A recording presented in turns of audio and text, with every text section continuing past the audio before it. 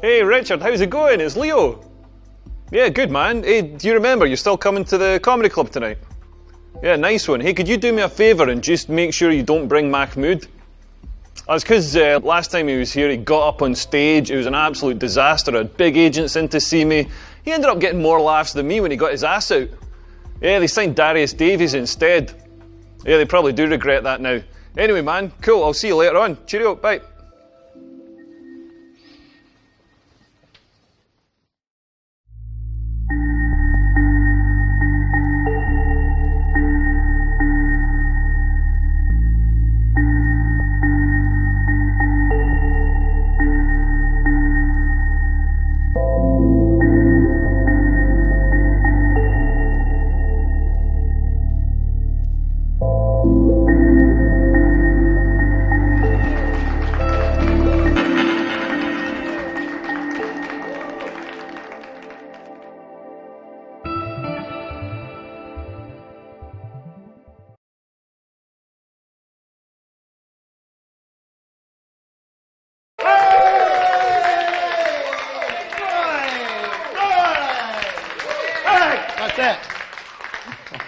Ladies and gentlemen, you're in for a real treat. The penultimate act is a BAFTA-winning comedian, Oscar nominee, and the new host of Saturday Night Live, and Miss Princess Meghan Markle's favourite comic. I want you to give him a warm round of applause, beginning now. Come on, for Mr. Leo! Oh. Cheers. All right.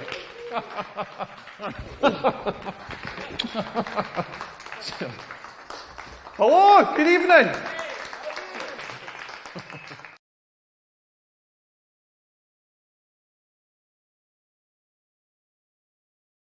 Hello, my name's Leo. I'm from Scotland. Any Scottish people in? Yeah. Nice to see you out spending money. That's progress.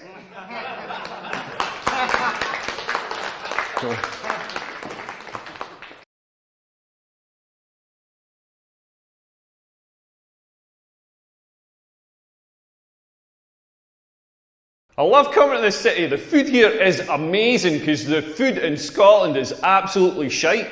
Like, one of the things we do is the deep fried pizza. Don't know if you've seen this thing. Basically what we do is we get a shitty supermarket pizza. We put cooked chips on it. We fold it in half and seal it, so you've got a sort of chip calzone going on. Then we batter it and deep fry it. And do you know what it's served with? Chips. There's not even a sprig of parsley on this thing. Like, this is a nation just dedicated to self-abuse. Like, they're going to do a series of Man versus Food in Glasgow, but it was pretty obvious that food would have just fucking killed that guy.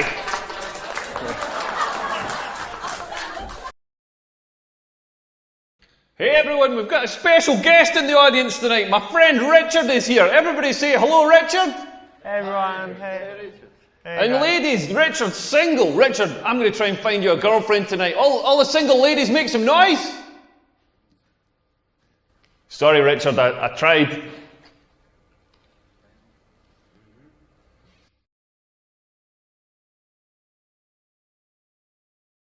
I'll tell you a bit about myself. I'm tall. I know I'm tall because people tell me every day that I'm tall. I was in Aldi yesterday because comedy's going well. I was in Aldi doing the big shop. I had my German cheese, my German sausages, my German cereal, and a jet ski. I mean, it's Aldi own brand, so it's called a Jot Scoop, but you get the picture. But amazing shop. Like, the whole trolley comes to like £8. Best shop in the world. But I was queuing up, and this girl in front of me sees me, and she's like, "Oh, you're tall." Like I hadn't noticed. You know what I mean? Like I've been walking around all day being like, why is the ground so far away? And then she follows it up with, have you always been this tall? Have I always been this tall? Yeah, I was born this tall. Had to be winched out of my mother's vagina. She thought she was giving birth to a linguine.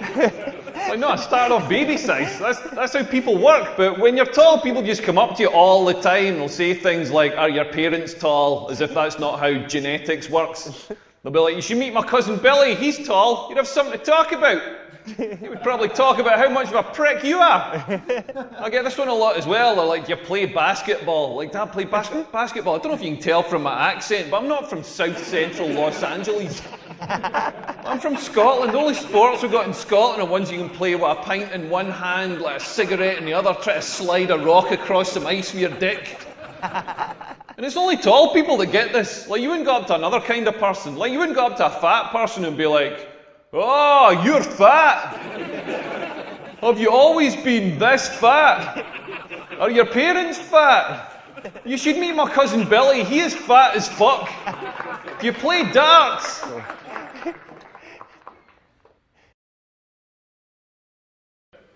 I don't know what's going on with my testicles. They're the weirdest part of the human body, all wrinkled up. Mine look like Gordon Ramsay's forehead. Like if he was a werewolf. And they're constantly moving, constantly doing this weird slow dance, just gently adjusting, like gently rolling over each other, adjusting for heat or optimal sperm production or something. Like, have you ever sat and watched this? Like, not mine. Like, Richard, have you ever sat and watched your testicles? Yeah, they just keep moving. Yeah, this is a wise man who knows the pleasures of looking at your testicles. If you haven't seen this, go to the toilets after the show, have a look at your testicles. If you don't have testicles, don't worry. Just follow Richard, he's going to give a demonstration. Yeah, it's moving.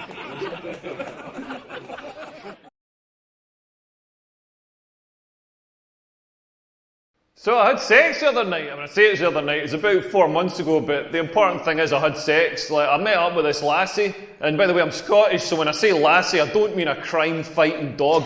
Like, this was a genuine woman. I know I'm from rural Scotland. I don't do any animal. It is just sheep.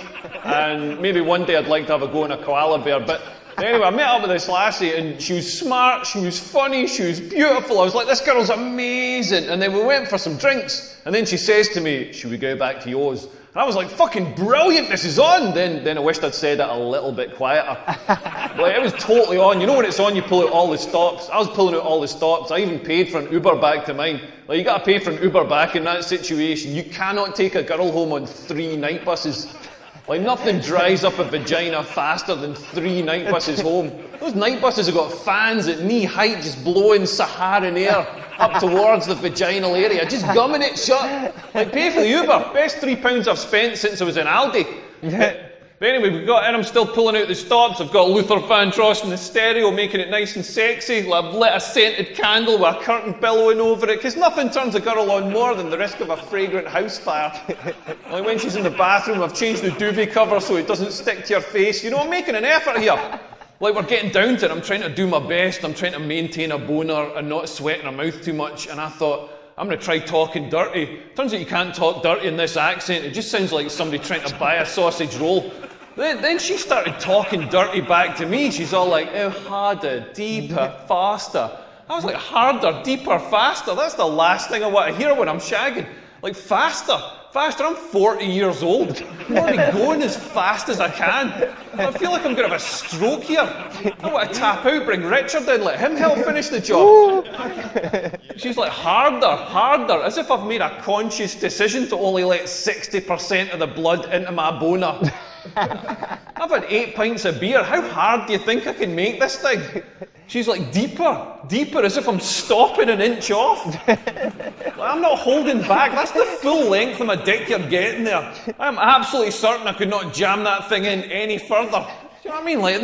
Like basically what she's telling me is I've got a tiny, insignificant, manky dick, and I don't know what I'm doing with it. Like, I don't want to hear that. I want to hear more reassuring stuff. I want to hear stuff like, not so deep.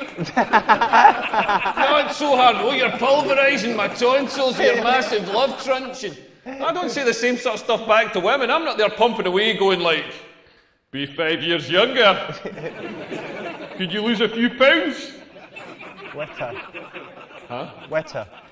As well. Wetter, yeah. Yeah. Yet nothing's harder than trying to make women come. Like, the female orgasm is the hardest thing to achieve in the world. Like, my ex-girlfriend, we used to be in bed. Like, me coming, I'm so quick. I'm precision engineered in Germany or something. I'm like the Google search engine. Like, yeah, I did about 2.5 teaspoons of semen in 0.0016 seconds. Like my ex-girlfriend would be lying in bed and she'd be like, make me come, give me an orgasm. Like, I've got no idea why she sounds like a Scottish man, but she'd like, make me come, and it was like the internet download bar. Like, it's going to be 30 minutes, it's going to be 10 minutes, it's going to be 1 minute, it's going to be 30 seconds, it's going to be 5 seconds, it's going to be 5 seconds, it's going to be 5 seconds, it's going to be 5 seconds, it's going to be 5 seconds, it's going to be 5 seconds, it's going to be 5 seconds, it's going to be 5 seconds, it's going to be 5 seconds, it's going to be 5 seconds. It's going to be 30 minutes.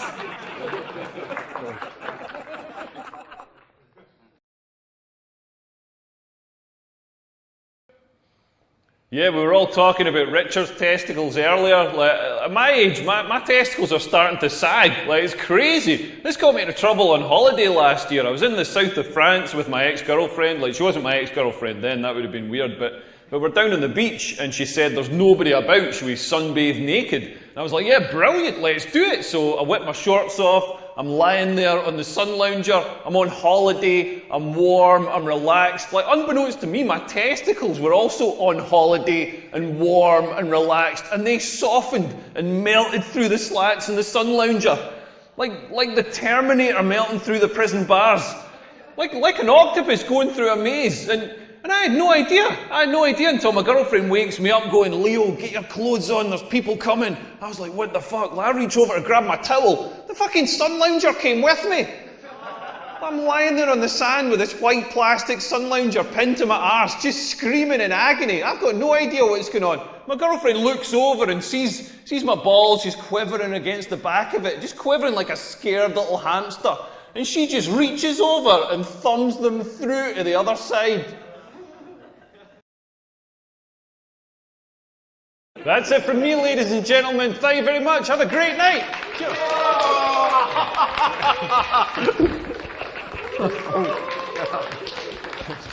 Leo Kirst, ladies and gentlemen.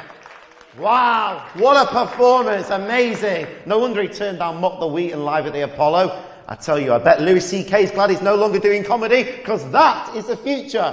One more time. Thank you. Well done. You got the very best possible ending and chose all the right options. Congratulations.